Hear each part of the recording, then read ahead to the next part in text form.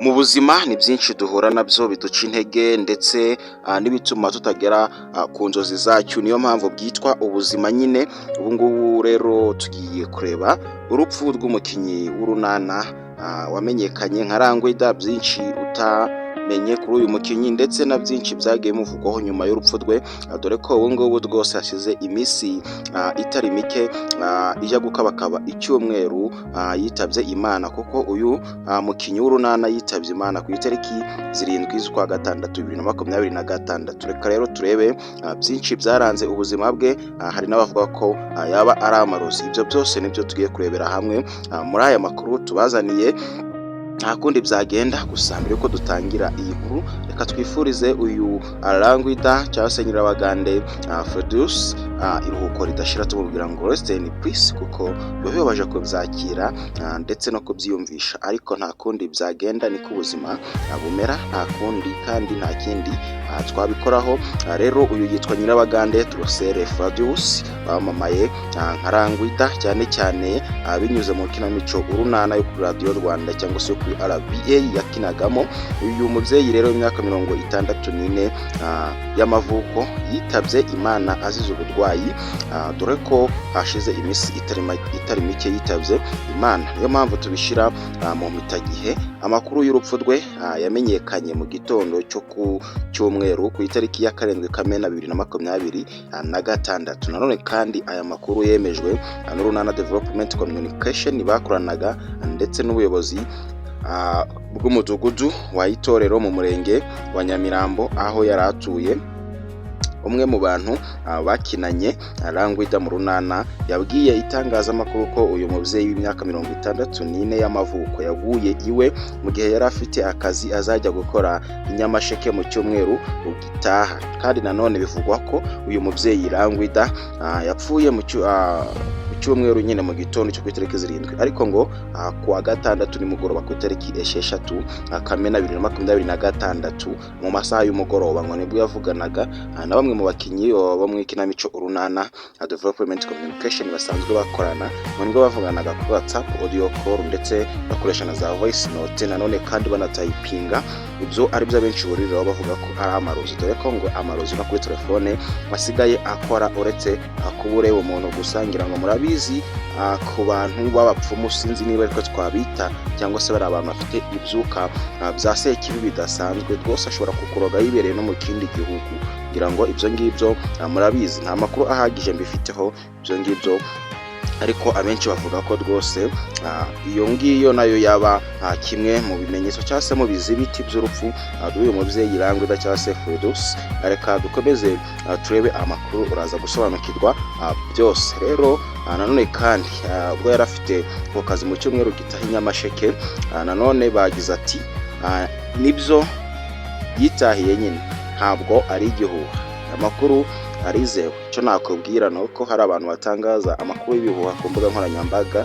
Turagira ngo tukubwire ko iyi nkuru yo ari impamo rwose. Yamaze kwitaba Imana uyu mubyeyi ku itariki 7 Kamena 2026. Ubu ngubu dukoze iyi nkuru hashize iminsi ikabakaba icyumweru, kuko turi kuwa gatandatu w'itariki ya 13 ku cyumweru ku itariki 14 icyumweru kizaba cyuzuye uyu mubyeyi yitabye Imana. Urumva ko hashize iminsi agera kuri 6 uyu mubyeyi yitabye Imana.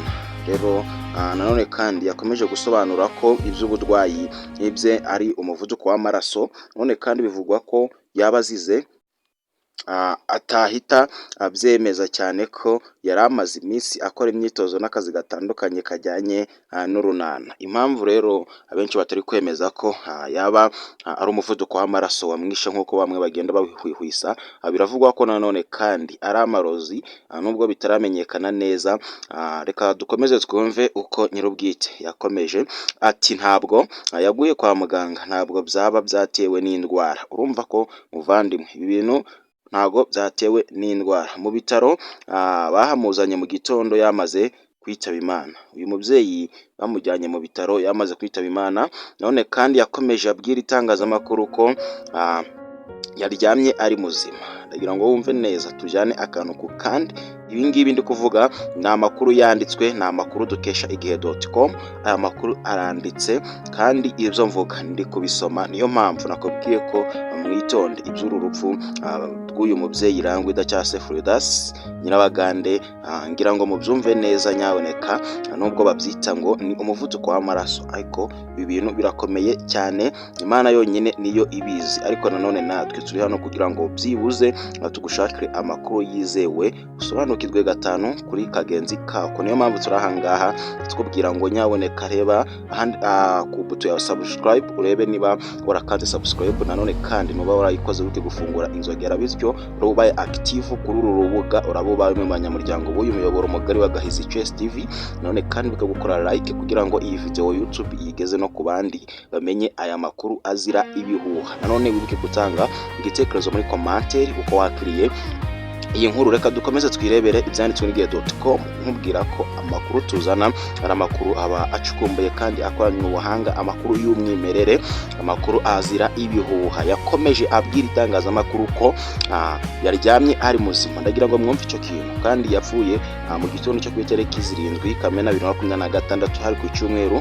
Nanone kandi dusubiye inyuma gato, nababwiye ko mu ijoro ryari ryashize ryo kuwa gatandatu ku itariki 6 Kamena 2026 masaha y'umugoroba yavuganaga na bamwe mu bakinyi b'ikinamico Urunana Development Communication basanzwe bakorana ari muzima. Ndagira ngo ubyumve neza, atari mu bitaro, ari muzima. Bari kuvugana audio call ndetse bakoresha n'ama voice note, banatayipinga nyine bisanzwe nk'abantu bachatinga. Rero yabwiye itangazamakuru ko yaryamye ari muzima, nta bimenyetso by'uburwayi afite. Ngira ngo mwumve neza, kandi aganira ibyo mu kazi no mu rugo nta kibazo gihari. Aya makuru ibingibi ndi kuvuga ndi kubisoma ngiyewe ku gitangazamakuru igihe.com, igitangazamakuru kimwe mu bitangazamakuru byizewe hano mu gihugu cyacu kandi bikora inkuru zicukumburanywe ubuhanga. Umurambo wa Rangwida wahise ujyanwa ku kigo nderabuzima cya Rampara giherereye mu murenge wa Nyamirambo wo mu karere ka Nyarugenge mu mujyi wa Kigali. Mu mwaka w'ibihumbi 2000 nibwo uyu mugore w'imyaka 64 y'amavuko yinjiye mu bakinyi b'ikinamico Urunana Development Communication. Rangwida asize abana 4. Uyu mubyeyi w'imyaka 64 asize abana 4. Gusa icyo nakubwira cyo nuko mu by'ukuri uyu mubyeyi nubwo benshi bavuga ngo yishwe n'umuvuduko w'amaraso, ariko ngira ngo byose mwumvisha ko nyamara harimo ikintu. Nyaboneka ibi bintu birakomeye cyane, nubwo abenshi bakunze kuvuga ko yishwe n'umuvuduko w'amaraso, ariko none kandi hari abavuga ko cyaba cyamwishe ari amarozi, ariko abandi bakanakeka ko ayo marozi yaba yaturutse abo bakorana mu ikinamico Urunana. Gusa ibi byose nta makuru tubifiteho ibingibi byo kuvuga ngo yaba yarozwe. Gusa igihari ni uko nyir'ubwite nawe yivugiye ko mu by'ukuri adwara umuvuduko w'amaraso. Ngira ngo ibyo yarabyivugiye. Rero mu nshuti z'akadasohoka uyu mubyeyi yavuze zagize icyo zikora ku buzima bwe, cyangwa se zamushiriye fondasiyo mu bwamamare bwe, ari nayo mpamvu mwabonyemo amazina y'abasitari bagiye batandukanye ku mutwe cyangwa se kuri title y'iyi video. Niyo mpamvu rero nabyo tugomba kubibabwira, kuko uyu mubyeyi ataritaba Imana yagiye aganira n'ibitangazamakuru byinshi bigiye bitandukanye. Hari ibyo baganiraga, ari nayo mpamvu rero tugira ngo tukubwire uyu mubyeyi ubwo yakoraga ikiganiro ku Isimbi TV.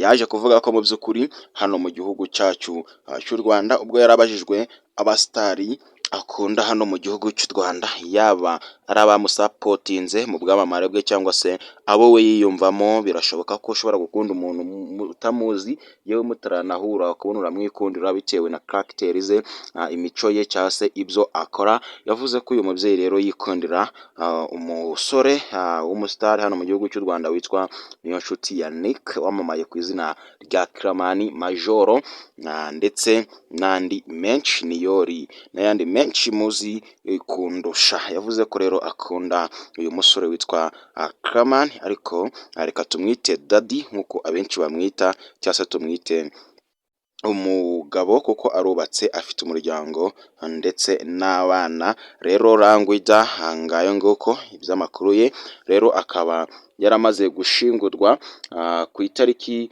10 z'ukwezi kwa gatandatu 2026, akaba aruhukiye mu mahoro. Reka tumwifurize kuruhukira mu mahoro, tumubwira ngo ni paradise, bibaho mu buzima kandi biba bigoye kubyakira. Rero yavuze n'abandi basitari benshi hano mu gihugu cyacu yiyumvamo, yaba bamufashije, abo akunda bitewe na character zabo, n'abandi bagiye batandukanye. Gusa ntabwo twabarondora, ahubwo icy'ingenzi ni ukumenya iby'urupfu rw'uyu Rangwida. Mu by'ukuri nubwo bihwiswa ko yaba yishwe n'umuvuduko w'amaraso, abandi bakemeza ko yishwe n'amarozi. Ibyo byose nta kirabonezwa igisubizo cy'ukuri ngo duhamye ngo yishwe n'iki, kuko we nyir'ubwite ndetse n'abamukomokaho cyangwa se abo mu muryango we bavuze ko nubwo adwara umuvuduko w'amaraso, ariko ngo mu ijoro ryo kuwa gatandatu ku itariki 6 iraryamye ari muzima, nta kibazo gihari, abyuka yitabye Imana ku cyumweru ku itariki 7 Kamena. Rero ibi byose bigaragaza ko uwo muvuduko w'amaraso nawo yaba awurwaye aba yararyamye atameze neza, dore ko ngo iyo awurwaye atamera neza rwose, ariko ngo yararyamye ari muzima buca yitabye Imana. None kandi birashoboka ko yakwitaba Imana nta marozi ndetse n'umuvuduko w'amaraso yewe ntawo, kuko abantu siwe wa mbere bo barapfa ugasanga umuntu aryamye ari muzima bugaca yitabye Imana, nabyo birashoboka. Rero reka tureke gucira abantu urubanza, nyaboneka amakuru nyakuri y'impamo naboneka turayabagezaho. Ntabwo twaza ahangaha ngo tubigereke ku ruhande rumwe tuvuge ngo ni umuvuduko w'amaraso kandi nyir'ubwite n'abo mu muryango cyase inshuti z'umuryango, abo muryango yo ba hafi